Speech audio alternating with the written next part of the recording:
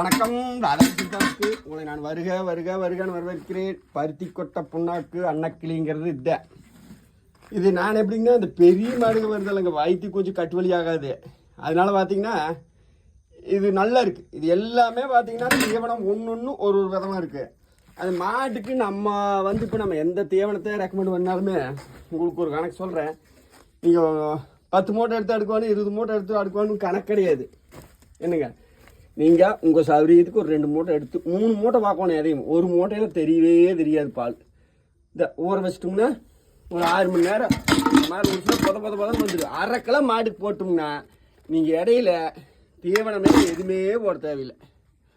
பொது மாட்டுக்கு வர அசையிலேயே இருக்குது. மாடு ஒவ்வொரு ஊருக்கு நல்லா இருக்குது. உங்களுக்கு எல்லாமே மாட்டுக்கு நல்லா தான். இது அரைக்கெல்லாம் போட்டு கட்டிட்டோம்னா தீனி பற்றாக்குறையே வராது. உங்களுக்கு நல்லா செமையாக கறக்கு பால் நல்லா இருக்குது. பால் உற்பத்தி